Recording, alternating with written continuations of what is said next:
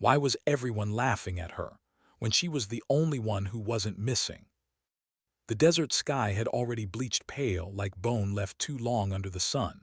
Heat shimmered off the sand in trembling waves, and the watchtower alarm droned on, a dry loop that blended into the hum of flies and diesel engines. On the field radar screen, a cloud of dots crawled closer. Not birds, not weather, drones. The guard's voice cracked through static. Swarm. The Marine fire team on the range had already rotated through 3 shifts. Sweat soaked through their uniforms. The air smelled of brass and fatigue.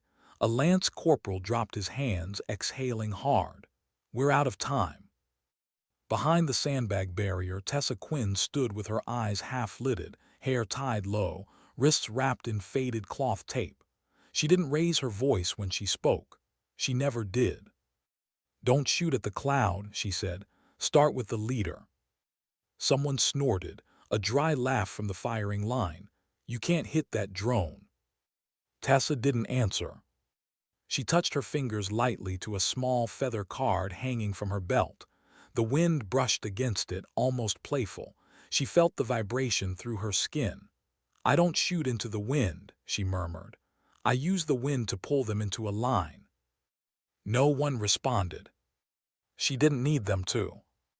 In her gear case lay her strange tools, handwritten notebooks, feather cards, rolls of tape, compact binoculars, a signal flare, and a half-cracked stopwatch. Her watch pulsed with her heart rate, steady, 55-57 BPM, always the same, always measured. She breathed slowly, 4 counts in, 4 out, again and again. The air smelled dry, metallic, alive. Notes in her book. Morning wind, low layer, 3 out of 5. High layer, 6 to 8. Significant thermal differential, mirage tilting left. In the chow hall later that morning, she sat with her back to the wall, facing the door. Her phone lay on the table at a perfect 45 degrees, its reflection catching the blind spot behind her. She ate in small, quiet bites, 2 sips of electrolyte solution, slow chewing to steady her hands. She adjusted a tarp outside the mess by half a degree. No one noticed, but she knew what a half degree could do when the mirage bent light, when the wind broke against the dunes. Small deviation, large consequence. The range master, Gunnery Sergeant Rohr, frowned over the previous day's failed session. "We've got a drone defense drill this afternoon," he barked. "Can't repeat that disaster." Corporal Zane shrugged, cleaning his rifle. "Targets that small, might as well spray and pray, Gunny." Tessa spoke softly from the corner. "The more you pray, the less you hit." A few chuckles, but one of them, Milo, a young Marine with eyes too earnest for war, tilted his head, curious. Tessa didn't notice the laughter. She was wrapping another layer of tape around her right wrist, pressing gently against the scaphoid bone, the tiny ridge that vibrated first when the wind shifted. She positioned herself 15 degrees off the wind axis, reducing mirage distortion through her binoculars. Milo peeked over her shoulder at her notebook. "What are you writing?" "Wind has rhythm," she said. "If you can hear the rhythm, you can dance with it." He smiled awkwardly. "You dance with the wind." She almost smiled back. "It's better than fighting it." Rohr called out from the command tent. "Quinn, if a swarm appears." She didn't hesitate. "Don't chase the hole, cut the leader, force the flock to follow your path." "Repeat that." Corporal Zane smirked. "That's pretty theory. Reality's a swarm of flies." Tessa nodded once. "Then don't chase flies, close the door on them." The Marines laughed again, but one of them, the older sergeant near the sandbags, watched her longer than the others. He'd seen shooters come and go, loud ones, fast ones, show-offs. She wasn't any of that. She was quiet, too quiet, and somehow that made him uneasy. By 900, the sun began to burn away the shadows. The desert stretched wide and merciless. The air shimmered, twisting like water. Tessa moved along the range, dropping feather cards in intervals. They spun, tilted, then steadied. She counted seconds 7, 8, 9, marking each shift with careful precision. Rhythm window, 90 to 120 seconds. She knew what the others didn't. The wind had a pulse. You just had to slow your own heart down enough to hear it. Milo followed her again, holding a spare notepad. "Gunny says you used to compete," he said. She didn't look up. "Long time ago." "Why'd you stop?" "Crowds got too loud. Wind got too quiet." He frowned, not understanding, but nodded anyway. By late morning, the Marines had cycled through their training drills: close targets, moving targets, suppression fire. Brass casings glinted in the sand like gold teeth. Rounds tore the air. Dust rose in thick columns. Tessa stayed at the far end of the line, alone, listening. Corporal Zane passed by, sweating through his uniform. "You planning to shoot any time soon, Quinn, or just write poetry?" She didn't look up. "I'm listening." "To what?" She pointed toward the horizon. "The wind. It's saying something about this afternoon." He barked a laugh. "Yeah, what's it saying?" "That it'll decide who lives and who doesn't." His smile faltered. By midday, the duty officer's voice snapped through the radio. "Swarm detected 18 clicks out. Low altitude, bearing 290. Colonel Hart appeared in person, a man whose shadow seemed to give orders before he did. His jaw locked tight. "If that flock clears Hill 3, we lose comms and power across the base. Containment protocols in effect." Rohr flipped through contingency sheets, muttering. "Light gun intercept, jamming field, fallback zone Bravo." His words bled into the radio noise. The first test team took position. 10 Marines, open field. They launched a demo swarm from the tower to simulate the threat. The sky filled with specks, darting erratically. "Fire!" A burst of rounds cut through the heat haze, dozens of tracers streaking upward like fireflies. None hit. The drones zipped, corrected, split apart. Zane cursed. "Aim into the crowd, blanket fire." More noise, more wasted ammo. The swarm reached its simulated objective in seconds. Rohr clenched his jaw, again. Tessa didn't move. She was watching the mirage, writing quietly. Swarm compresses in tailwind, spreads against thermal walls. Hart glanced over, irritation breaking through his composure. "You have a plan, specialist." "Yes," she said simply. "Then speak." She turned a feather card in her fingers, watching it spin, tilt, and steady. "This rhythm repeats every 90 to 120 seconds. If we wait for the flat window, the air opens a corridor. We lock the leader there. The rest will follow." A few Marines exchanged looks. Zane laughed, shaking his head. "That's your plan. Wait for the wind to be perfect." "No," she said softly. "Wait for it to stop lying." Hart's stare was sharp. "You have 15 minutes to prep. If this fails, I shut it down." Tessa nodded once. No argument, just movement. Milo jogged after her.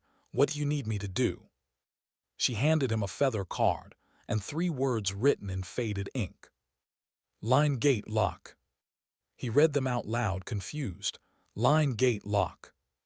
"Exactly," she said. "You'll understand when you see it." They divided the Marines into 3 small teams. The I team watched the mirage zones, near, middle, far. The rhythm team counted the seconds between wind flattening. The lock team waited for her signal.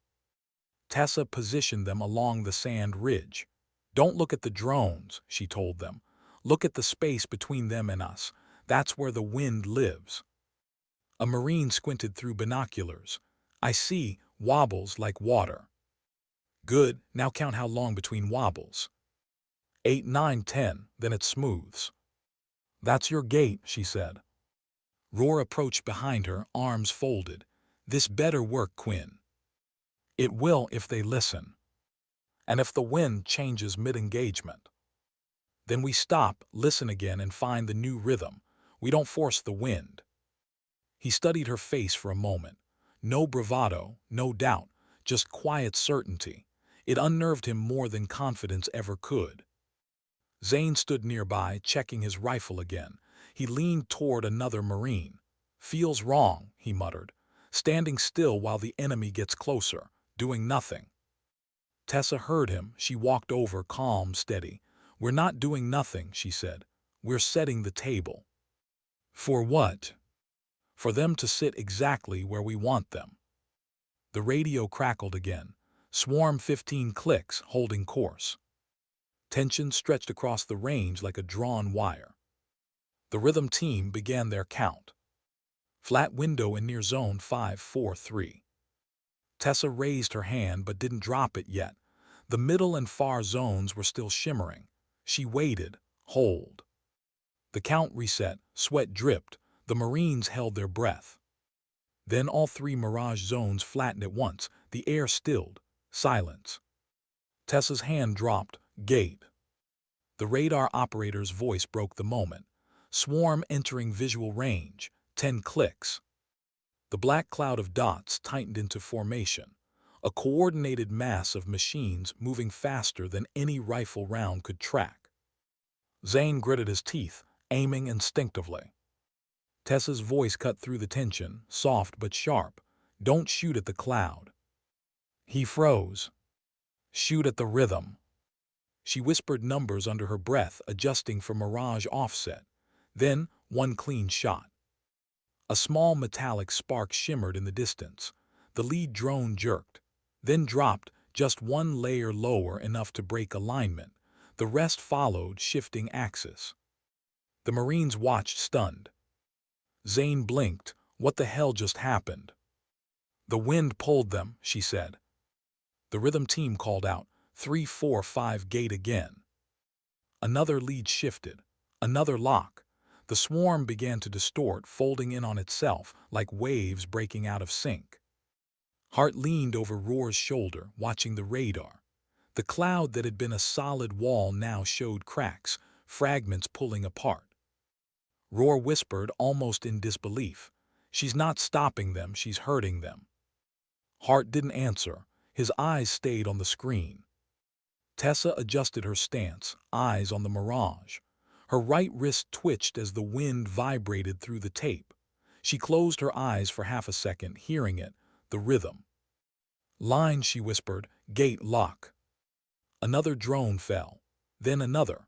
The swarm drifted, now half its size, changing direction, drawn away from the base corridor. The Marines had gone silent. No laughter, no disbelief, just awe. Milo spoke first, voice low, "You're not chasing them." She nodded. "No, I'm leading them." And as the desert wind bent around them, carrying the faint metallic scent of the disintegrating swarm, even the skeptics began to understand. She wasn't fighting the enemy. She was listening to it. When the first drone fell, nobody spoke. It was so small, so simple, a flicker of metal tumbling out of the sky, but it changed everything. The silence afterward was heavier than any gunfire. Even the desert wind seemed to pause, waiting to see what she'd do next. The Marines stared at the fatting black speck until it vanished beyond the ridge. Then another shimmered, lost its rhythm, and dropped. The swarm fractured. The dots on the radar blurred, scattering in uneven clusters. Zane's voice finally broke through the static. "What the hell? How's that even possible?" Tessa didn't answer. Her right wrist twitched again, feeling for the shift in vibration beneath the tape. She could feel the air thickening, the desert exhaling heat like a living thing.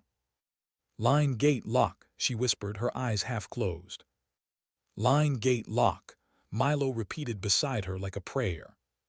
The rhythm team's count came through the radio, crisp and anxious. Flat window approaching.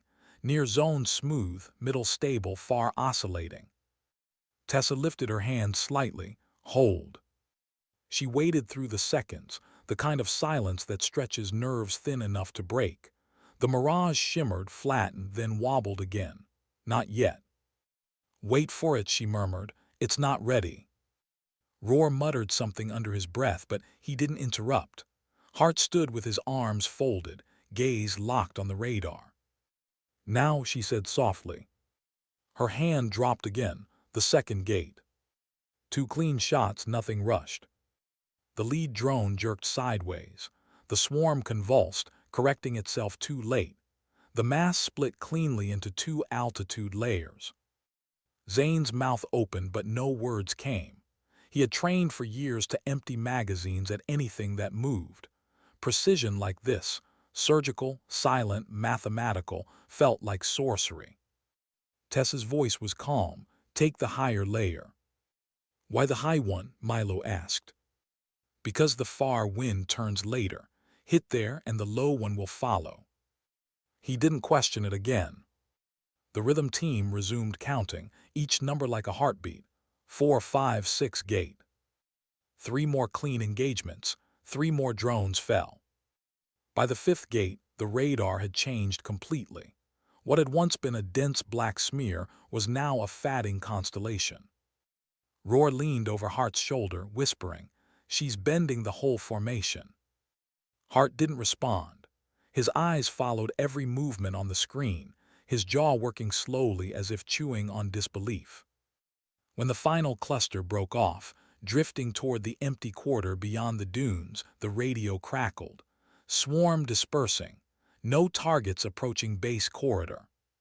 For a heartbeat, no one moved. Then a single Marine exhaled, long and shaking. Someone clapped once, quietly, then stopped, unsure if it was allowed. Tessa lowered her rifle and rolled her shoulders, the tape on her wrist damp with sweat. She didn't look at anyone. She simply walked toward the equipment tent, her steps even, her breathing unchanged. Milo followed close behind, words tumbling out. What you did, that was incredible." She shook her head, pulling the ear protection from around her neck. That was listening. He frowned, listening. "To the wind," she said, glancing back at the horizon. "It knows where everything wants to go. You just have to give it a reason to take them there." Behind them, Roar spoke quietly into his comm. "Drill complete, base secure." Hart gave one curt nod. "Stand down, get me full telemetry, I want to see how she did that." The Marines began to pack up, moving slower now, less frantic, more careful. They didn't quite understand what they'd witnessed, but they could feel the difference. The noise had changed. The chaos was gone. Zane lingered at the firing line, watching Tessa from afar. He wiped sweat from his forehead with the back of his hand. "She didn't fight them," he muttered. "She redirected them." The younger Marines around him stayed quiet. For once, nobody joked. 2 hours later, the range was quiet again. Tessa sat alone near the equipment tent, writing in her notebook. The words were small, tidy, deliberate. Rhythm verified. Tailwind compresses swarm. Thermal walls widen spread. Optimal gate at flat mirage 90-120 seconds. Her handwriting was slow and curved, almost elegant. Milo approached with 2 water bottles, holding one out. "You ever going to explain how you figured all that out?" Tessa didn't look up. "I didn't figure it out. The wind told me." He chuckled softly. "You make it sound alive." She capped her pen, finally looking at him. "It is. Everything out here is. We just forget to listen until it's almost too late." He sat down beside her, cross-legged in the sand. "Gunny said you used to compete. Long-range marksmanship, right?" "Used to." "What happened?" Her eyes drifted toward the horizon where the last of the shimmer was fading. "People got louder. Wind got quiet." He nodded, not understanding but sensing that maybe he wasn't supposed to. The flap of the tent opened. Gunnery Sergeant Roar stepped out, his expression unreadable. He walked straight to her, clipboard in hand. "Colonel wants you to brief the others. He says whatever you just pulled off, he wants it codified." Tessa looked up slowly. "Codified?" "Doctrine training protocol. They're calling it a rhythm intercept. Whatever the hell that means." She almost smiled. "It means they were listening." Roar exhaled. "Quinn, I don't know what to say. I've been doing this 20 years. I've never seen anything like that." Tessa closed her notebook and stood. Then maybe it's time we start seeing differently. He stared at her for a moment longer before shaking his head. You scare me a little, Quinn. That's just the wind, she said softly. By late afternoon, the light turned gold. The heat shifted, creating new mirage layers. The Marines gathered around the command tent. On the whiteboard behind Roar were hastily scrawled words, 3-step protocol. Milo had written them. Tessa stood at the front, silent for a long moment, eyes scanning the group, faces smeared with dust and sweat, still unsure whether to believe her or themselves. First step, she said, voice even. Line. The I-team finds the swarm's axis near, middle, far. Watch the mirage. Don't trust the radar. The air tells the truth faster than a screen does. She drew 3 horizontal lines with a marker. Second step, gate. The rhythm team counts the flat windows when the mirage stops wobbling. That's your breathing space. That's when you act. She wrote the word gate across all 3 lines. Third step, lock. Engage the lead drone or the one that reforms after. Cut the head and the body follows. Don't chase the holes. She circled it, then paused. The golden rule, she said finally. Don't force the wind. If it shifts, abandon your old lock. Listen for the new rhythm, start again. No one spoke. Even Zane, the skeptic, the loud one, was quiet.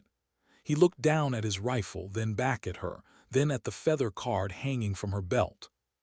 How long did it take you to learn this? He asked quietly. Tessa thought for a moment. Years to understand it, a lifetime to trust it. Trust what? That the wind isn't your enemy. It's just busy with its own work. You choose when to talk to it. Milo smiled faintly. Sounds like philosophy, not training. Maybe both, she said. Roar's voice cut in. From this point on, every squad learns the 3-step. Line, gate, lock, Quinn's method, understood. The group responded in unison, understood. Tessa flinched slightly at the name attached to it. She didn't want it. She didn't like credit. Gunny, she said softly, don't put my name on it, just teach the rhythm. Roar frowned. Hart's not going to like that. Then tell him it's classified under the wind. As the day bled into dusk, the range quieted. The chaos of the morning had become precision. Where there had been shouting and missed targets, there was now stillness and focus. The Marines spoke in lower voices. They moved slower.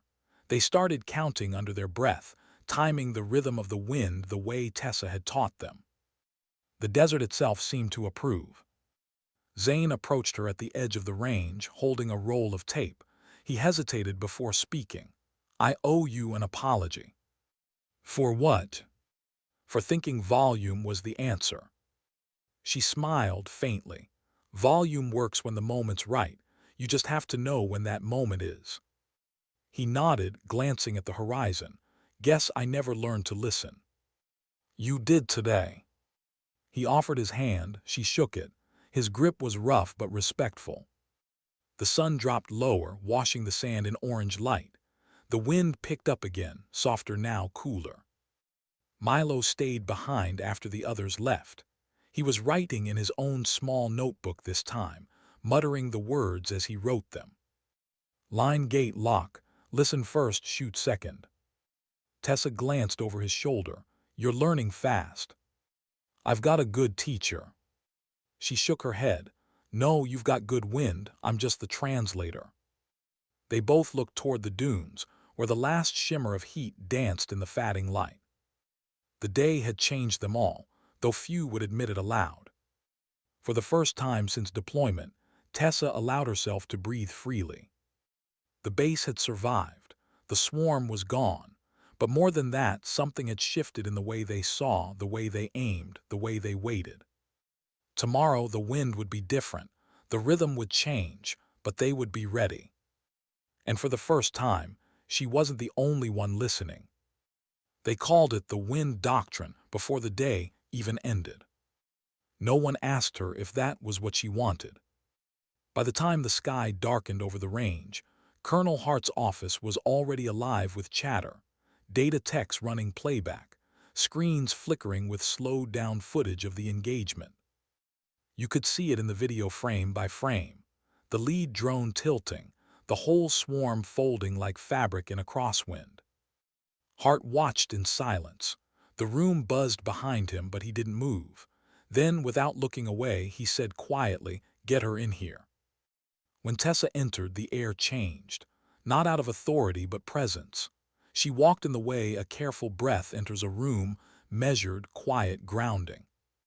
Hart turned, arms folded. "You realize what you did out there?" Tessa hesitated. "Followed the wind, sir." He shook his head. "You changed the outcome of a simulated strike that would have taken down this base in 5 minutes." She didn't respond. Hart stepped closer to the screen. "I've seen every counterswarm strategy in the book. None of them do what you did. You didn't destroy them. You redirected them. You reprogrammed the air itself." Tessa shifted her weight slightly, uncomfortable. "It's not mine, sir. The rhythm's already there. We just learned to match it." Hart's tone softened for the first time that day. "Then maybe that rhythm saves lives." He paused, then added, "We're going to document it, convert it into a protocol, training material for all forward units." Tessa looked down at her wrist, the cloth tape frayed from the afternoon heat. "If you write it down, it'll lose something." "Like what?" "The silence," she said quietly, "the part that makes it work." Hart exhaled through his nose, studying her face. "You don't like recognition, do you?" She shook her head. "Recognition gets loud, loud breaks rhythm." He almost smiled. "Too bad, we need loud, the others need to learn." She met his gaze, calm but firm. "Then teach them the wind, not my name." He nodded once, almost respectfully. "We'll see what we can do." That night, the field ops room glowed under dim red lights. Wind data scrolled across the monitors, thermal layers, rhythm windows, lock sequences. Milo sat hunched over a whiteboard, copying down notes while Roar dictated. "Step 1, line," Roar muttered. "I-team identifies swarm axis, divides into 3 layers, near, middle, far, marks mirage and flag positions. Step 2, gate. Rhythm team counts flat windows when wobble decreases, announces duration. Step 3, lock. Engage lead drone or reform leader. Force swarm away from base quarter." He tapped the board with his pen. "Golden rule, don't force the wind. If wind shifts, abandon old lock, find new rhythm." He stepped back, squinting. "Simple enough to remember under fire, deep enough to work." Milo nodded. "Should we call it the 3-step protocol?" Roar shrugged. "Sure, sounds official." Tessa stood in the doorway, watching. She hadn't been invited, but no one told her to leave either. Roar turned and saw her. "You can come in, Quinn." "I'm fine here," she said. He gestured to the board. "We're writing down what you did, trying to make sense of it." "It's not meant to be written," she said softly. "Then how are we supposed to teach it?" She stepped closer, eyes on the scrawled words. "By listening." Roar sighed. "You really think that's enough?" "Sometimes," she said. "Silence teaches faster than shouting." Hart entered the room just then, stopping beside them. "Silence doesn't brief command. This does." He pointed at the board. "We'll circulate it through the forward bases by morning." Tessa didn't argue. There was no point. Hart's tone softened slightly. "You did good work today, Quinn. It's all right to let people know that." She nodded once. "Yes, sir." But inside she felt something else, something colder. The moment a rhythm became a rule, it started dying. An hour later, she stood outside under the cooling night air. The stars bled through the haze one by one. She could hear the low hum of generators, the faint rattle of equipment. The desert was quiet again, finally. She unwrapped the cloth tape from her wrist, feeling the skin beneath raw, warm. The tape smelled like dust and metal. She ran her thumb along it slowly, as if grounding herself. Behind her, footsteps approached. "Couldn't sleep either?" Milo asked, holding 2 mugs of instant coffee. Tessa smiled faintly, the wind still awake. He handed her a mug. Roar's still in there. He says Hart's going to name the protocol after you. Her shoulders tensed. No. I tried to tell them that, he said quickly, but they said it's standard procedure. She stared out into the dark horizon. Names fade.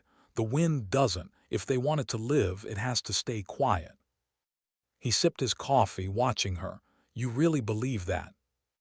Yes. After a moment she added, almost to herself, the more people try to own it, the less it listens. They stood in silence for a while, the wind tugging at their sleeves. Milo spoke again. I was thinking about something you said earlier, that the wind isn't fighting us, it's just busy with its own work. Tessa nodded. Everything out here is even us. He looked at her confused. Even us. We think we're soldiers fighting things, she said softly. But most days, we're just learning how to move through what already exists. He smiled faintly. That's kind of poetic for a Marine. Don't tell anyone, she said. The next morning, the base was buzzing before sunrise. Orders had gone out. Every squad on rotation would train under Quinn's method. Roar wasn't smiling, but his voice carried a new edge of pride when he barked, "Form up. You're learning to shoot like the wind." Some laughed, unsure if it was a joke. The range gleamed under early light, feather cards fluttering at 3 heights, cloth tape markers trembling along the sand. Tessa moved through the setup quietly, adjusting angles by fractions. Milo followed her, clipboard in hand. They're calling it doctrine now, the wind doctrine. She didn't answer. When the squads lined up, Tessa stood at the front. She didn't look like an instructor, no raised voice, no commanding stance, just stillness. Lesson 1, she said. Count the wind with your eyes, mirage your skin, the vibration in cloth tape, all of it speaks. She handed a feather card to a corporal near the end of the line. Watch how it turns. When it flattens, you've got your gate. Lesson 2, she continued. Wait for the gate, less aggression, less fear. Patience outlasts panic. She paused, then added, Lesson 3, lock at the lead, force the flock onto your path. A young Marine raised his hand. And if we miss the gate? Then the next one comes in 90 seconds. A ripple of low laughter moved through the line, nervous but genuine. Patience, she said, is harder than marksmanship. Zane stepped forward, standing beside her. You always say don't force the wind. Why? She turned to him. Because the wind isn't fighting you. It's just busy with its own work. You choose when to speak with it. He nodded slowly, almost reverently. The Marines practiced until mid-morning. The first training swarm launched from the tower, a small cluster, barely a threat. The teams moved as she taught them. Eye, rhythm, lock. The swarm tilted off course within seconds, dispersed, fell harmlessly into sand. A lance corporal whispered, It actually works. Tessa didn't smile. It works because you listened. Hart observed from behind the line, arms folded. He turned to Roar. The rhythm's in them now. Roar nodded. Yeah, she built something different. They're calm, even when it moves fast. Hart's voice dropped lower. Keep it alive. Don't let it turn into just another checklist. By afternoon, Tessa sat inside the comm tent, reviewing telemetry with Milo. The screen pulsed with wind rhythm graphs, each curve a breathing pattern of the desert itself. Milo traced one line with his finger. It's almost like a heartbeat. Tessa nodded. It is. He turned toward her. You ever think about what it means, listening like that, not just out here but anywhere? She smiled faintly. Listening always means the same thing, respect. He waited, expecting more, but she didn't elaborate. Some truths, she believed, were better left unfinished. Outside, laughter echoed. The Marines were joking again, but softer this time, more contained. There was a rhythm even in their voices now. For the first time, Roar didn't have to shout. Hart entered, checking the readings. You'll be training the next rotation, Quinn. effective immediately. Tessa hesitated. Not under my name. Hart frowned. You built it, you teach it, that's an order. She nodded slowly. Then I'll teach the rhythm, the rest is theirs. He studied her for a moment. You know, Quinn, you could have made this a career-defining moment, written your name in doctrine, but you're just letting it go. Tessa looked past him toward the horizon, where the wind stirred small curls of sand into light. Sir, some things don't belong to people, they belong to the air. Hart's expression softened. He didn't argue. As the day waned, the training range emptied. The feather cards still fluttered, casting long shadows on the sand. The sun dipped low, coloring everything in bronze. Tessa stood alone again, the wind brushing across her face. Tomorrow would bring another swarm, another test, another rhythm to learn. But for tonight, she just listened.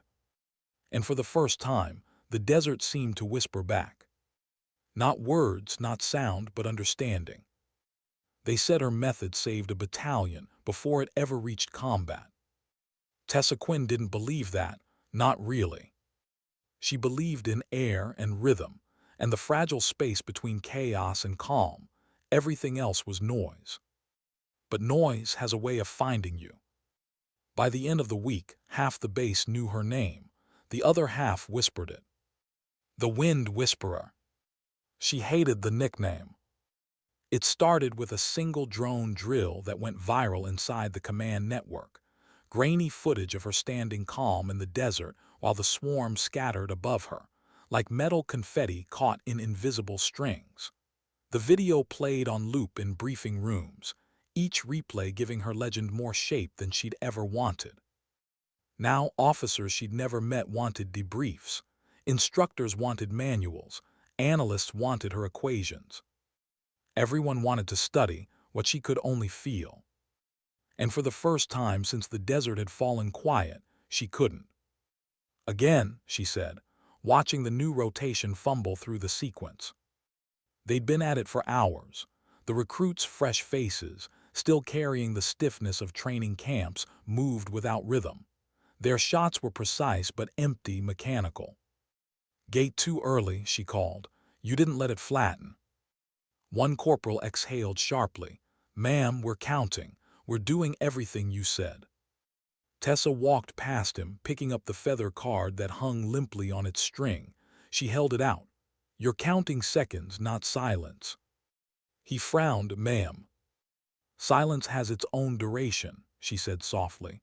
When the air stops trembling, that's your gate. They didn't understand. They wanted rules, not rhythm, numbers, not pauses. Zane, now acting as her assistant instructor, watched from the side.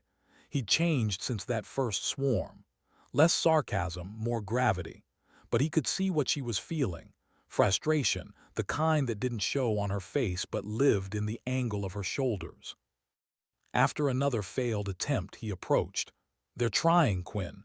Maybe they just need more reps. She looked at him. No, they need less. He blinked. Less. Less firing, less noise, more stillness. She turned toward the line again. Unload your rifles, set them down. Confused glances, murmurs, but they obeyed. Close your eyes, she said. Someone muttered. Zane shot him a look. Silence followed. Listen, she continued. Tell me what you hear. The recruit stood still, uncertain. The desert filled the space around them, the low hum of wind, the faint scrape of sand against sand, the soft pulse of air against their sleeves. After a long pause, one Marine whispered, It changes. How? She asked. Feels heavier now. Good, she said. That's a layer shift. The wind just moved. She waited another moment before saying, That's where your gate lives, between change and stillness. The recruits opened their eyes, some nodding slowly, some not at all, but something in the air felt different. Zane exhaled, almost smiling. You're turning them into monks. Tessa looked back at him. If monks could shoot straight, we'd lose fewer wars. Later that day, she was summoned to Hart's office. He didn't look pleased. Close the door, Quinn. She did. He held a tablet in his hand, scrolling through footage. You know what this is? She shook her head. It's the after-action review from Training Sector 7. They tried your doctrine on live drones. No instructor, just your notes. And they failed. Tessa's jaw tightened. They forced the wind. Hart's voice sharpened. They followed your manual, word for word. She said nothing. He set the tablet down, leaning forward. That's the problem, Quinn. You've built something that can't be taught without you. She met his eyes. Maybe it's not supposed to be. He frowned. We don't have that luxury. Command wants this scaled across all forward bases. We can't bottle it in one person. She looked away toward the window where dusk curled in the late daylight. Sir, the wind doesn't scale. He stood abruptly. We're not talking about weather, we're talking about doctrine. Her voice stayed calm, same difference. Hart exhaled through clenched teeth, packing once before stopping. You have a gift, Quinn, but gifts don't mean much if they die with the person who carries them. She studied him quietly. It won't die, they'll learn, it just takes time. Time we don't have, he said. You'll record a training video, commands, orders. Her silence was long enough to make him regret the tone. Then she nodded. Yes, sir. As she turned to leave, he added softly, Don't make it mystical, Quinn. We need procedure, not poetry. She paused at the door. Sometimes they're the same thing. Recording day felt wrong, artificial. The desert was real, this was. They'd cleared a section of the range for the video, set up cameras, tripods, controlled swarms and sound equipment. Tessa stood where she always did, but something about the silence felt heavy. Roar handled logistics, barking directions at the crew. Cue the drones, stay inside visual corridor, no crossfire. Milo stood beside her, nervous energy radiating off him. You ready? Tessa adjusted the tape on her wrist. Ready isn't the same thing as willing. He smiled awkwardly. I'll take that as a yes. When the first cue sounded, she spoke into the mic clipped to her collar. Her voice was steady, slow, each word landing like measured breath. Wind has rhythm. If you can hear it, you can work with it. Step 1, line. Identify near, middle, far. Her gaze drifted to the feather cards. They trembled, then steadied. Step 2, gate. Wait for the mirage to flatten, don't rush it. The wind tells you when it's time. She raised her hand. The range fell silent. The world seemed to hold its breath. Step 3, lock. Engage the lead, guide the rest. Don't force the wind. Her hand dropped. The single shot cracked through the air, clean, precise. One drone spiraled down, exactly on rhythm. End of demonstration, she said quietly. Roar signaled cut. The crew applauded. It sounded wrong. Tessa turned away, walking toward the dunes as the techs began breaking down equipment. Milo jogged after her. Hey, that was perfect. She stopped, looking out across the range. That wasn't the wind, that was rehearsal. It still works. For now, she said, but you can't rehearse listening. He opened his mouth to argue, then closed it again. She was right. That night she couldn't sleep. The bass was too loud. Diesel generators, radios, the hum of drones charging for tomorrow's drills. She walked outside.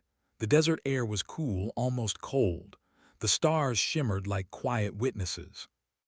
In the distance, she could still see the feather cards fluttering from the training posts, their movement irregular, chaotic. The rhythm was gone. She stood there until her breathing matched the night again. Slowly, the flutter steadied. The air softened. She closed her eyes. The rhythm returned. She whispered to no one, There you are.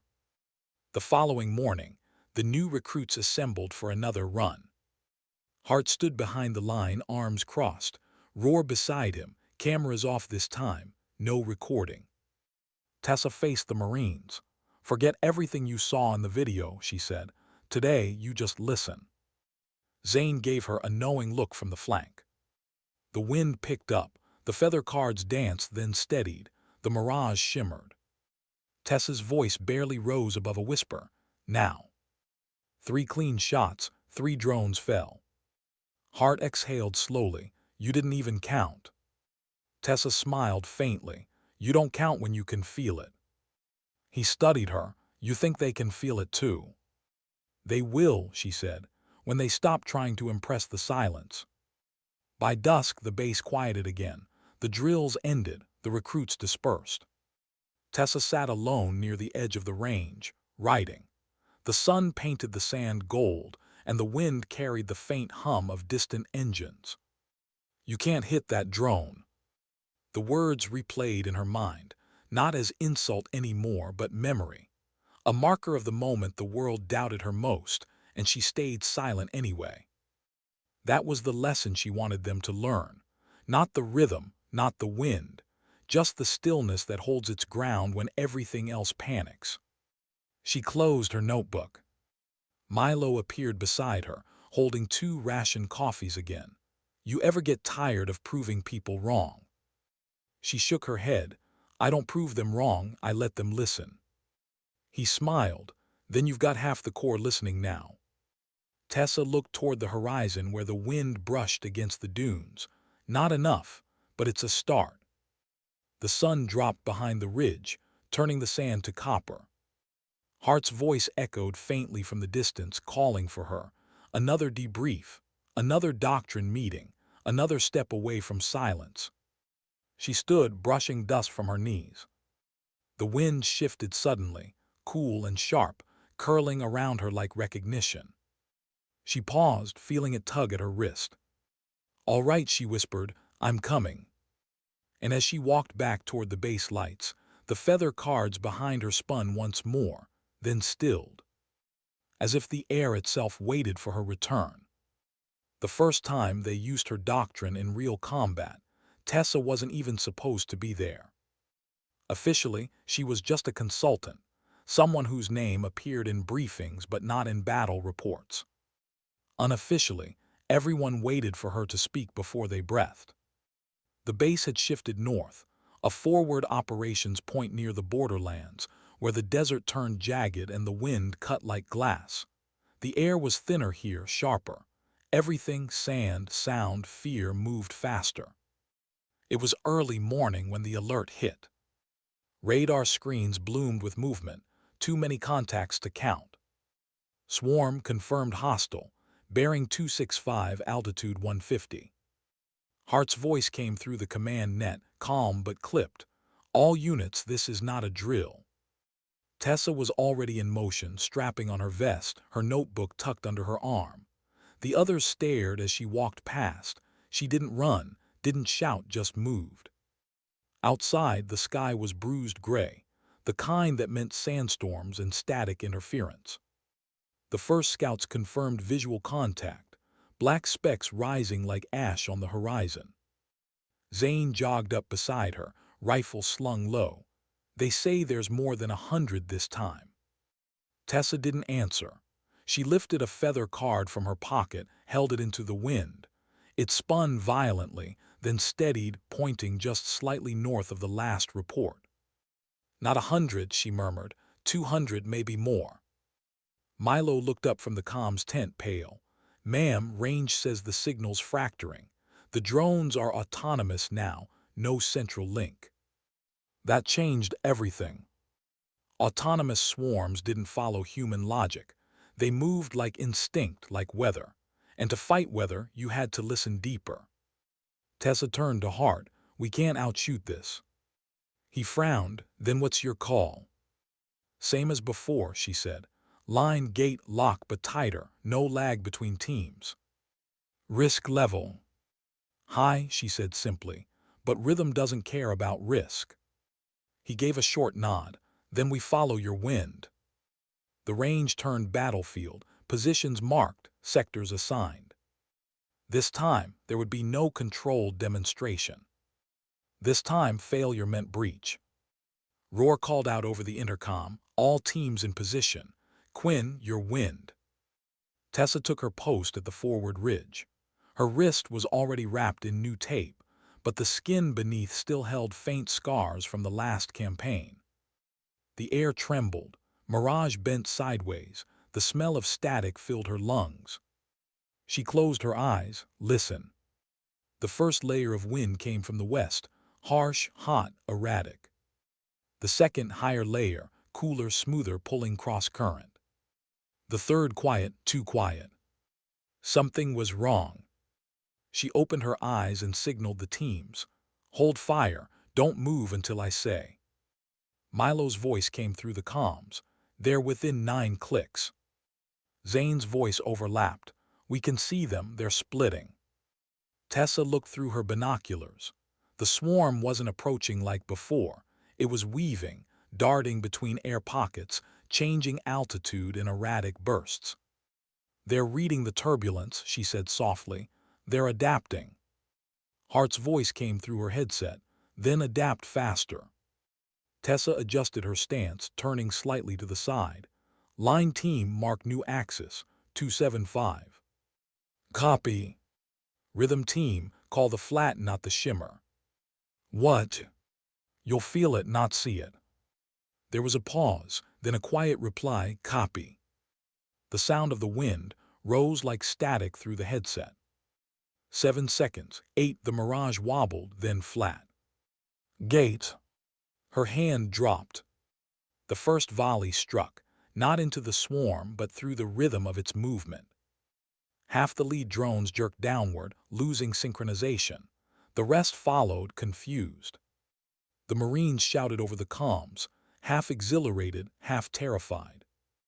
Zane's voice came through, breathless. They're peeling off, North Sector clear. Don't celebrate, Tessa said quietly. They'll reform. And they did, faster than she expected. A new cluster swung from the south, bypassing the ridge entirely. Milo's voice cracked through the static. They're flanking. Tessa spun, checking the feather cards. The southern air was different, denser, twisting back toward base. Warm path, she whispered. Use thermal walls, force them into the heat. She raised her hand high and waited. The seconds stretched thin. Now. 3 precise bursts. The Mirage shimmered violently, tilting like liquid. The drones hit the thermal layer, scattering in random arcs. Roar's voice thundered through the net. South flank cleared. Hart exhaled into his mic. Keep them off Hill 3. The rhythm shifted again. The air cooled. The pattern broke. Tessa's right wrist began to ache, a deep pulse, warning her she was too far out of sync. She adjusted her footing, counting under her breath. 1, 2, 3, listen. The wind's tone changed again, quieter, slower, like it was catching its own breath. Silent path, she murmured. Get ready. Milo hesitated. You mean? Yes, she said. All 3 layers flat at once. He swallowed hard. That's rare. Not today. Her voice dropped into something closer to prayer than command. Line gate lock. The world seemed to pause. For 10 long seconds, everything went perfectly still. Then the sky erupted.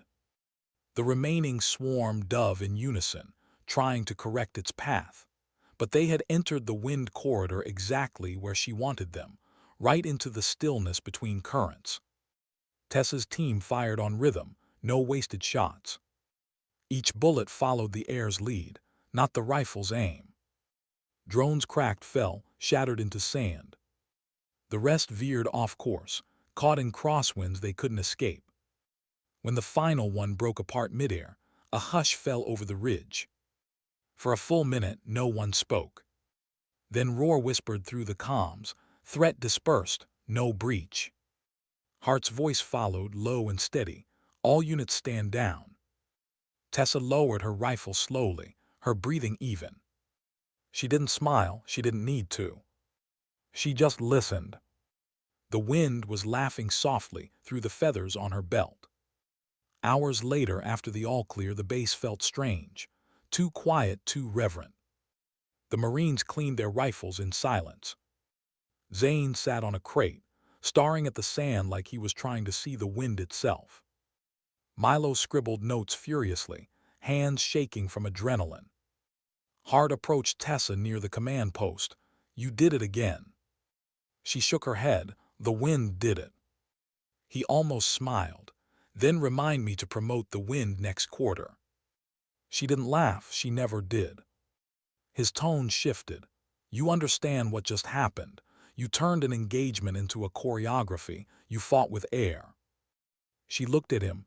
"No, sir, I fought with silence." He studied her for a long moment before saying, "Whatever it was, it worked. Command, calling this a verified field doctrine now. They're nomming it after you whether you like it or not."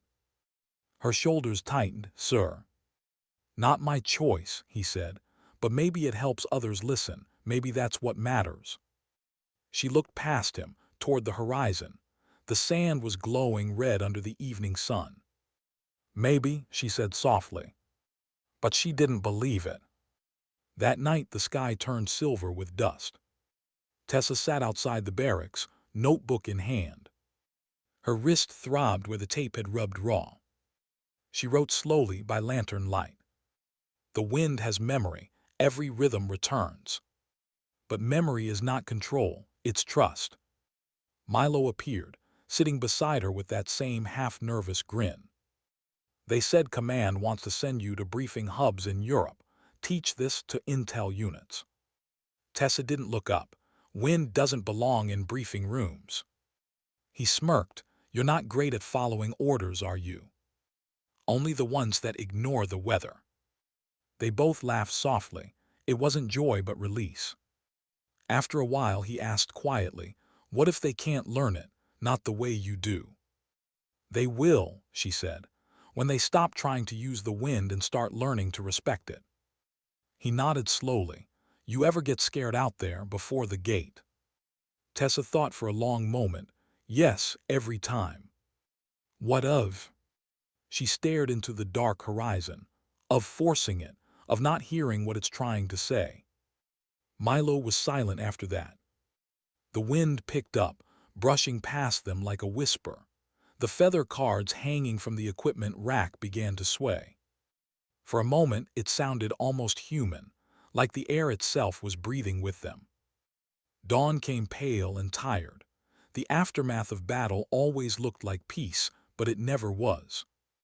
The ground was littered with fragments of drones, shattered wings, black circuits glinting in the sand. Zane and the others collected debris, piling it near the burn pit. Roar supervised, clipboard in hand. "These go straight to analysis." Tessa walked among them silent. The men parted for her without speaking. One young Marine, a private barely 20, looked up as she passed. "Ma'am, is it true you can feel the wind before it changes?" She stopped, meeting his gaze. "Sometimes." "How?" he asked. She considered, "By forgetting everything else." He nodded like he understood, even if he didn't. When she reached the ridge, she turned once more to the horizon. The air was calm again, still holding the echo of yesterday's rhythm. She whispered almost to herself, "We didn't beat the swarm, we just gave it a better path." And somewhere in that stillness, she realized that was the truth. They hadn't won by force. They had redirected chaos, given it rhythm, given it meaning.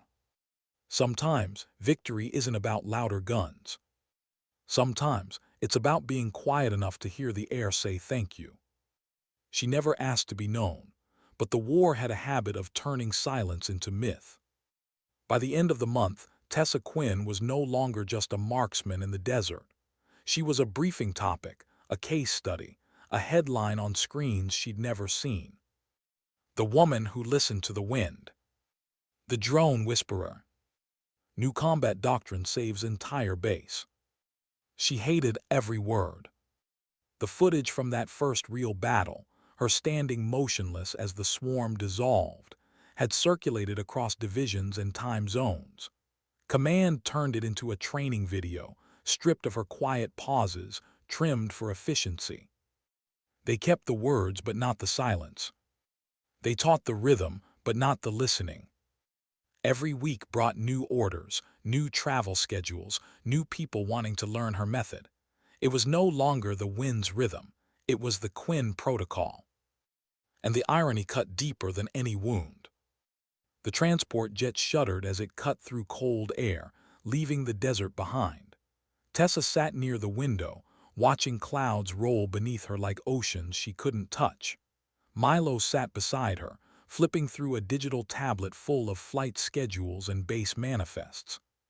"You ever think this is what success feels like?" he asked. She didn't answer.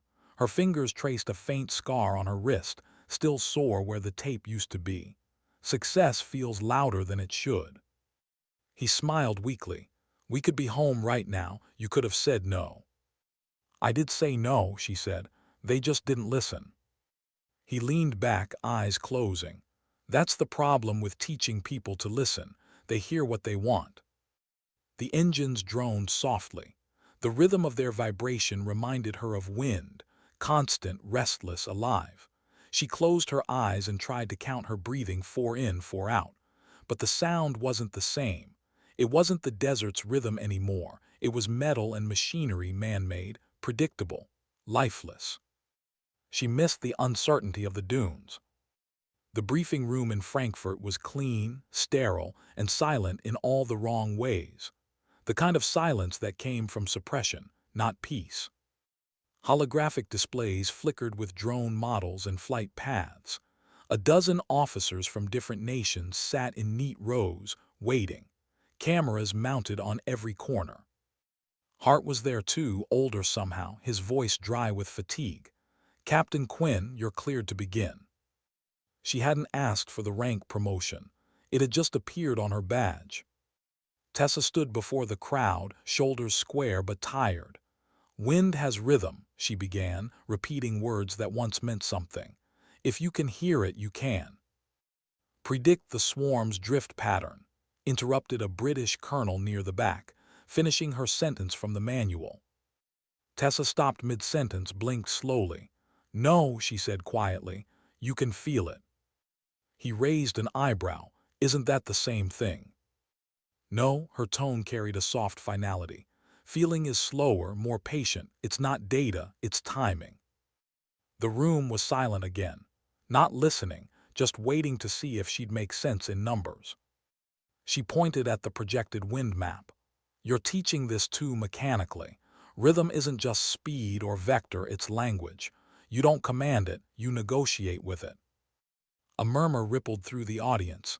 Someone whispered, "She's poetic again." Tessa ignored it. She ran the simulation, changing the parameters manually, faster than the AI expected. The holographic swarm twisted midair and broke apart into pieces, exactly as it had in the desert. The officers straightened in their seats. Silence deepened, but this time it wasn't disbelief. It was respect. Hart's voice cut through softly. "You see what she did there? That's not math, that's intuition." Tessa turned off the display. Intuition only lives where silence is allowed. Her words lingered in the cold room like heat that didn't belong there. Afterward, she sat alone in the hangar bay, away from the noise. Distant engines hummed somewhere in the fog. Her notebook lay open on her lap.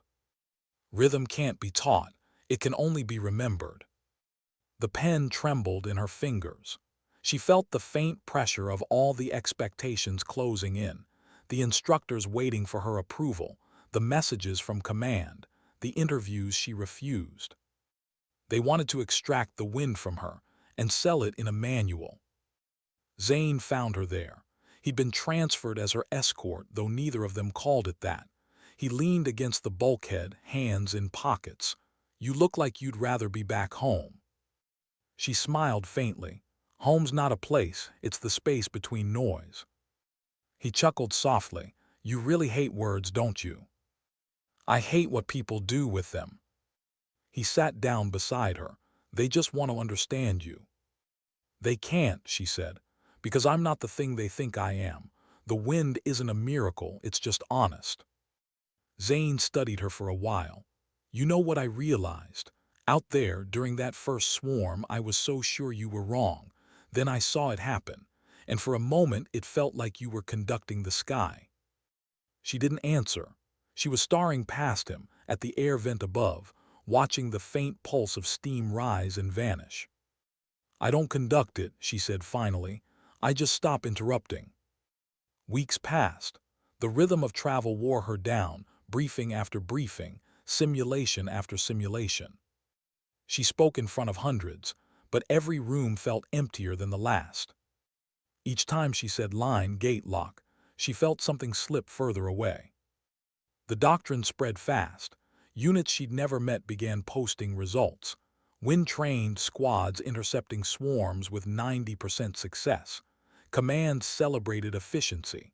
They made posters, a stylized emblem, a swirl of lines shaped like wind currents with her name stamped beneath. It was everything she'd refused. One evening, after another round of high-level debriefings, Hart found her sitting in an empty training room, surrounded by silence and paper. He leaned on the doorframe. "They're talking about giving you a commendation, maybe even a medal." She didn't look up. "You don't give medals to translators." He frowned. "Translators." She gestured vaguely toward the air. "I just translate what it already says." Hart sighed, walking closer. "You know, most people spend their lives trying to be heard. You spend yours trying to disappear." She smiled faintly. "That's because listening works better when you're not in the way." He hesitated, then asked, "Are you all right, Quinn? You don't seem." "I'm fine," she said quickly. But he knew she was. The next mission came sooner than expected. A real swarm, larger, faster, carrying active munitions. This time, she wouldn't be behind a desk. They deployed her to an Allied base in North Africa, where dunes stretched like the sea and the heat shimmered in brutal sheets. The local units had trained under her doctrine, but only through recordings. None of them had ever seen her in person. When she stepped onto the range, murmurs rippled through the soldiers. Someone whispered, "That's her." She ignored it, setting down her case, pulling out her weather cards. She pinned them against the sand, aligning the strings with the wind. The young lieutenant in charge approached, nervous. "Ma'am, we've calibrated for your procedure, ready to run your sequence when you give the word." "My sequence?" she asked without looking up. "It's not mine." He hesitated. "Sorry, the rhythm method." She stood, brushing sand off her hands. "Then stop calling it mine and start listening for yours." He nodded, unsure, and jogged back to the formation. Zane joined her. "They're kids, they'll follow your lead." She looked toward the horizon. "That's the problem. They're supposed to follow the wind, not me." The first alert blared. Radar lit up. The swarm was coming fast. Hundreds of dots, moving like living metal. Tessa's heartbeat slowed. Her wrist twitched. The rhythm was there, uneven, layered, angry. Different from the desert she knew, but familiar in pattern. She closed her eyes. "Line, gate, lock." Her voice came through the net calm. "Line team, mark your layers. Rhythm team, wait for silence. Don't chase the shimmer. Lock team, ready on my gate." The young lieutenant's voice cracked through. "Copy, ma'am, gate in 3. "Wait," she said softly. "Ma'am." "Not yet." The seconds passed. The men shifted nervously. Sweat dripped, hands tightened on triggers. Then it happened, the air flattened, everything stilled. "Now," she said. The volley hit clean, measured. Half the swarm broke away instantly. The others followed, like a tide drawn by unseen gravity. Zane's voice came through, breathless. "They're folding, it's working." But something was wrong. Her wrist tingled off rhythm. The wind's tone shifted too quickly. "Milo," she called through the comms, "report mirage tilt." No response, static. Then explosions. A secondary swarm, unseen by radar, had emerged from the west, smaller, lower, faster. "West flank breach," someone shouted. Tessa turned sharply. The air was chaotic now, colliding currents, no clean rhythm, no silence, just noise. Zane shouted, "Orders, Quinn." She froze. For the first time she didn't hear it, the breath between gusts, the invisible gate, nothing but storm. The drones were closing fast, too fast. Then through the roar, something, a whisper of still air near her wrist. Tiny, fragile, but real. She raised her hand. Gate. The volley fired. Drones fell, some scattering, some detonating midair. The shockwave hit hard, throwing sand into the air. She dropped to one knee, ears ringing. When the dust cleared, the horizon was empty, the radar blank. They survived, but barely. Zane limped toward her, coughing. "You okay?" She nodded weakly. "Listening," she whispered. He looked at her wrist, bleeding where the tape had torn open. "You're bleeding." She smiled faintly. "Means I'm still here." That night, the medics patched her hand, while Hart debriefed the survivors. Dozens had lived because of her gait. 3 hadn't. Tessa sat in silence long after the reports ended, her bandaged wrist resting on her knee. Milo approached, slower than usual. "You did everything right." She shook her head. "The wind didn't." He frowned. "You can't control that." "Exactly," she said softly, "and I forgot that for a second." She looked toward the tent wall, where dust filtered through a crack in the light. "Next time I forget to listen, remind me of today." He nodded. Outside, the wind shifted again, soft, cold, full of memory. And as she lay down to rest, the air moved gently across her face, like forgiveness. No one talked about the 3 names. They were buried in the daily report, one line, typed in courier font, filed and forgotten. But Tessa remembered them. She remembered the cadence of their voices, the small habits that made them human. One hummed when cleaning his rifle, one laughed too loud, one carried a piece of driftwood as a good luck charm. And when the wind moved that night, it carried their absence. The next morning, command wanted statements. Hart led the debrief, his face drawn, his voice neutral. Successful defense, minimal casualties. Minimal, the word felt obscene. He turned toward Tessa. "You saved 73 people yesterday." She stared at the floor. "And lost 3. Hart sighed. "That's not failure, that's war." Her reply was almost a whisper. "No, that's imbalance." He hesitated, lowering his voice. "You couldn't have predicted the secondary swarm. Intel missed it." "I should have felt it," she said. "The rhythm was wrong." "Quinn." She cut him off, eyes distant. "The wind hesitated before it hit. I thought it was just noise." Hart rubbed the bridge of his nose. "You can't carry this forever." "I'm not carrying it," she said softly. "I'm listening to it." He wanted to argue but didn't. There was something in her tone that felt older than rank. By afternoon, the media line had already twisted the story. "Heroic Captain Quinn prevents catastrophic strike." "The woman who commands the wind."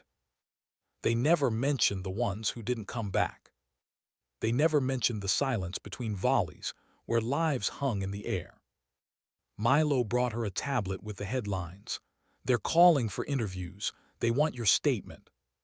Tessa pushed the tablet away. "Tell them the wind declined." He frowned. "They'll make something up if you don't speak." "Then let them. Truth doesn't survive microphones." She stood, slipping on her jacket, and walked outside. The base smelled of burnt metal and disinfectant. Wind shifted through torn canvas, whistling like breath through teeth.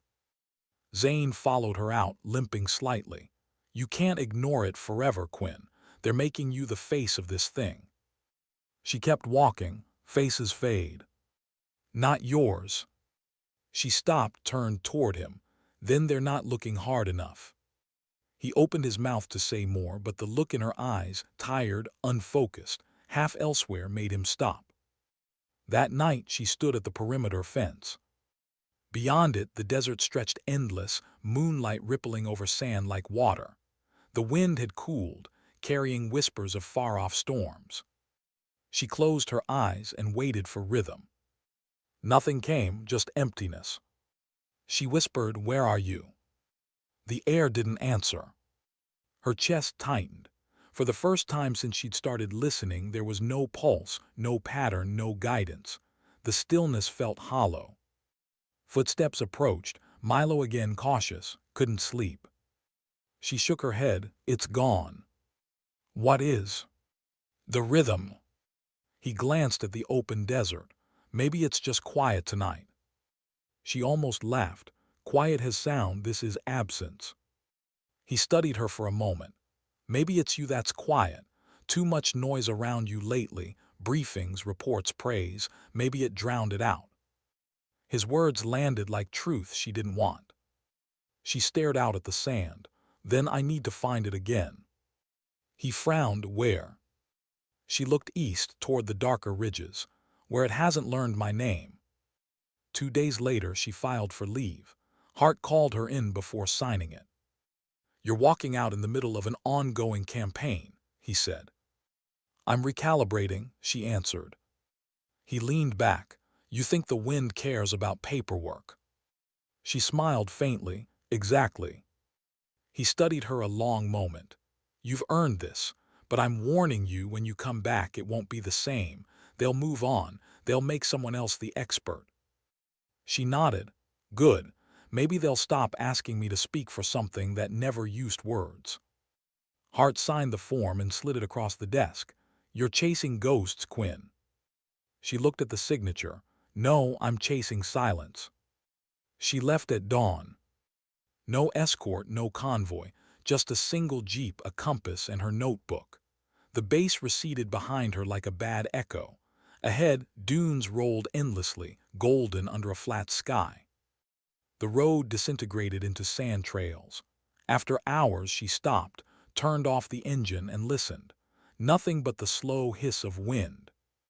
She unpacked her feather cards, planting them in the sand. The wind tugged them gently, tilting, spinning, fluttering, hesitant at first, then steadier. For the first time in weeks she smiled. She sat cross-legged, notebook open on her lap, eyes closed. The air pressed cool against her skin. Gradually a pulse emerged, slow, deep, like the sea under miles of water. She began to breathe with it. 4 in, 4 out, count the stillness, wait for the gate. Hours passed unnoticed. The sun moved, shadows stretched. Somewhere inside her a knot uncoiled. When she opened her eyes, a small dust devil danced across the horizon, graceful, weightless, harmless. She watched it spin until it dissolved. "You found it again," she whispered. That night she built a small fire from driftwood and ration crates. The flames bent with the wind, swaying in rhythm. Her radio crackled once, Hart's voice faint but clear. "Quinn, you out there?"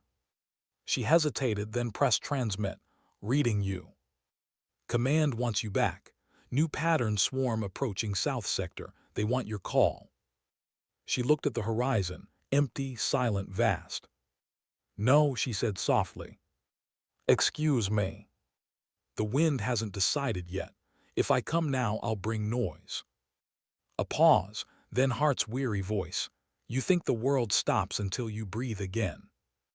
"No," she said. "I think it waits." She turned off the radio. For the first time since the first swarm, she slept without hearing alarms. Morning brought clarity. The wind shifted earlier than she expected, north to south in less than an hour. That meant storms or change or both.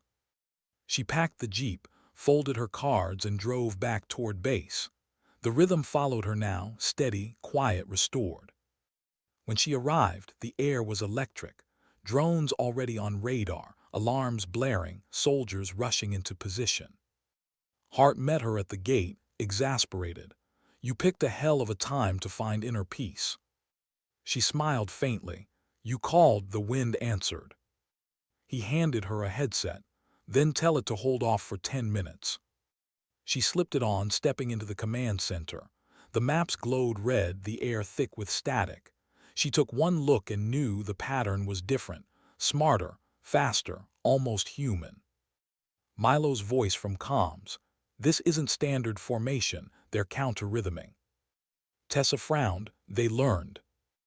Zane looked up from the firing table. So what do we do now? She closed her eyes. We change the rhythm. The wind outside had begun to howl, real storm wind now, unpredictable, violent. She walked out to the ridge, eyes half closed, listening through the chaos. The air stung her face, sand bit into her skin. Every instinct screamed to duck, to hide, to wait. Instead, she spread her arms, feeling for the pulse beneath the roar. They're faint but true, a slower beat buried under the noise. She keyed her radio.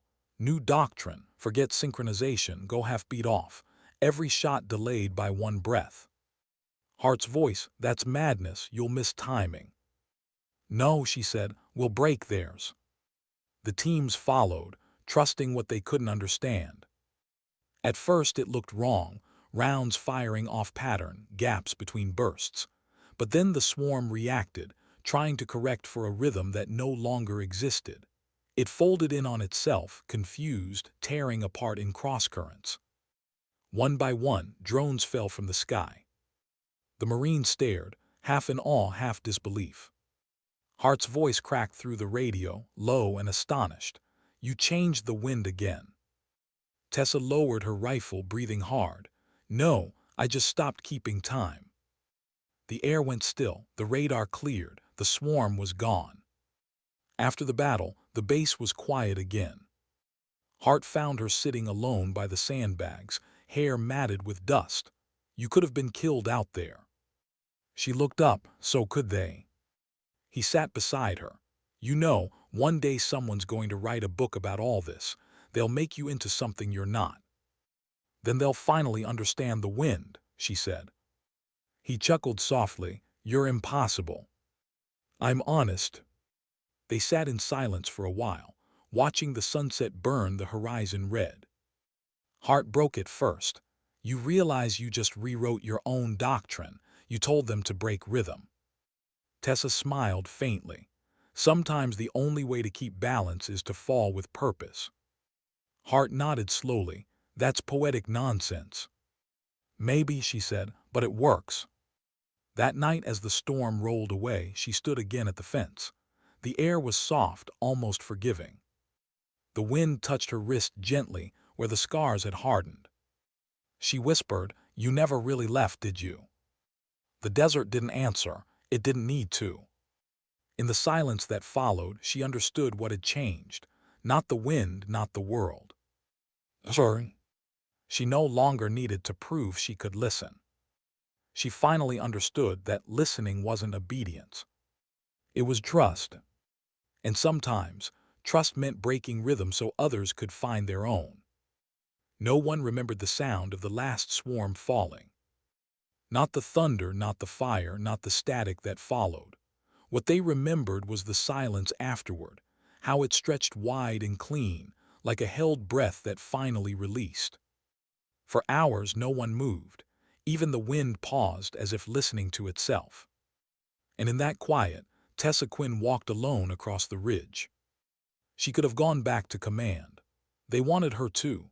Headquarters sent encrypted requests. Analysts begged for after-action details. Engineers wanted to extract patterns from her timing. She ignored them all. Instead, she spent 3 more days on site, helping the crews clear debris. She didn't supervise, she joined them. She lifted, sorted, labeled fragments of drones until her gloves tore at the fingertips. Milo tried to talk her out of it. You don't need to do this. You've done enough. She didn't look up. You can't understand the wind if you never touch what it leaves behind. Zane shook his head. You're the only person who makes poetry sound like manual labor. She smiled faintly. That's because both are the same thing, small movements with meaning. By dusk, her hands were blistered. She sat on a crate, watching the light fade into amber haze. The horizon looked endless, the kind of view that reminded her how fragile all their noise was. For the first time in months, she didn't feel responsible for anything. When Command's plane finally arrived to extract them, Hart walked with her to the landing zone. He looked worn, older than he had any right to be. "Back to the world of reports and medals," he said. She shook her head. "Not this time." He frowned. "They're waiting for you." "Then they'll have to keep waiting." Hart stopped walking. "You're refusing a direct order." She turned to face him. "No, I'm declining a misunderstanding." He stared at her, exasperated, half smiling. "You're consistent, I'll give you that." She looked past him at the horizon. "They want to brand the rhythm, package it, sell it as training." He nodded. "And you think you can stop that?" "No," she said softly, "but I can make sure they don't forget where it came from." He waited. "Where did it come from, Tessa?" She thought about that for a long moment. The wind tugged gently at her sleeve, like it wanted to answer for her. From listening to what didn't ask to be heard. Hart exhaled, then saluted her quietly, no words, no ceremony. She didn't return it. She didn't need to. As the plane engine started, he turned and boarded. She watched it rise until it disappeared into the horizon's glare. Then she turned and walked the other way. She traveled north for weeks, across the cracked plateaus and the remnants of ghost bases, places where wind still carried the faint smell of gunpowder. She stayed nowhere long, slept in outposts, left before sunrise. At one village near the old supply lines, she met a child flying a handmade drone, wooden, unarmed, humming softly in the dusk. The boy looked up at her and grinned. "It listens better when I don't push the throttle." She crouched beside him. "How do you know that?" He shrugged. "You can feel it." Her smile was small but real. "Good, keep that." The boy frowned. "Keep what?" "The part that listens." He nodded seriously, as if she'd given him a secret. Maybe she had. Word of her disappearance spread slowly. Command classified her status as inactive reserve. Unofficially, she became a rumor. Some said she died in a storm. Others said she joined a civilian research unit, studying wind flow for weather satellites. A few swore they'd seen her near the border, mapping migration routes with nomads. But no one really knew. All they had were fragments, half-heard radio transmissions, coordinates scribbled in her old notebook, a handful of training sessions still replayed on loop in academies. In those clips, she stood in front of a projection of wind patterns, saying softly, "Don't follow orders from noise. Listen for rhythm. It's never wrong." Most cadets rolled their eyes at the simplicity. Some didn't. Those were the ones who survived their first contact. Months passed, seasons shifted. At a remote listening post on the edge of the northern range, a small team picked up an unknown signal, steady, rhythmic, like a coded heartbeat. "Source?" the operator asked. "Unclear," came the reply. "Not hostile, just consistent." The technician leaned closer to the speaker. The tone pulsed in perfect intervals, soft, patient, almost human.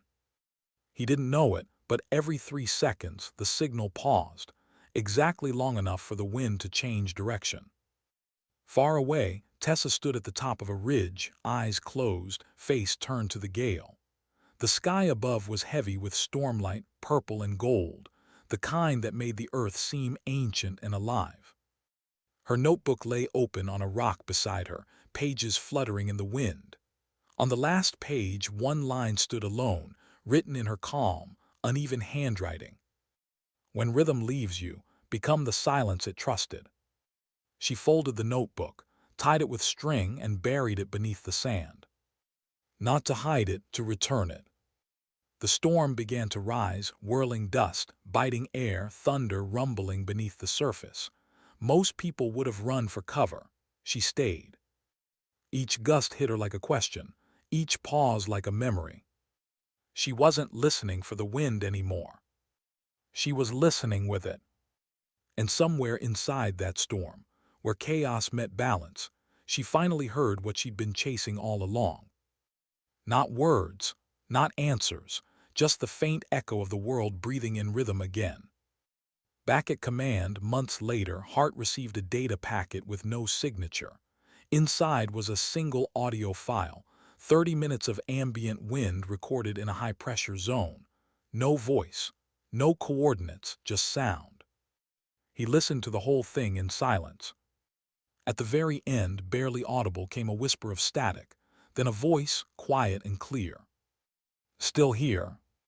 Hart leaned back, eyes closing. He didn't tell anyone. He just saved the file and labeled it Doctrine Final Entry. Then he wrote a note beneath it. Sometimes the truest command is to stop giving them. Years later, cadets still trained under her method.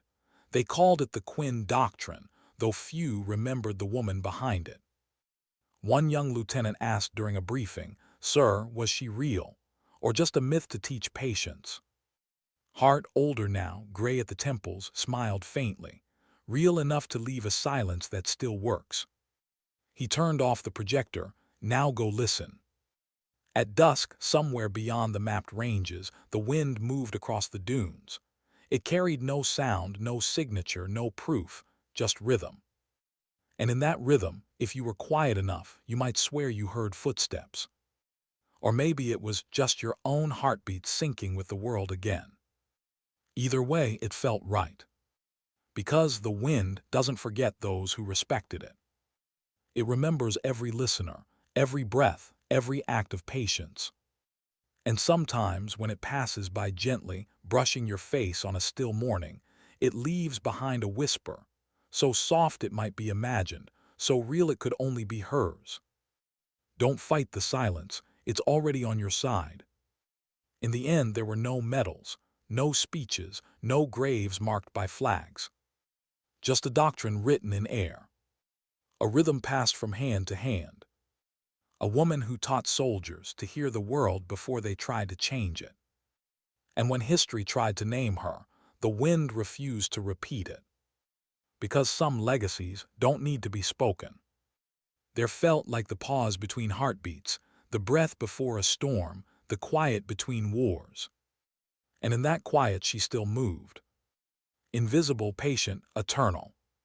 Because sometimes dignity doesn't speak. It simply acts.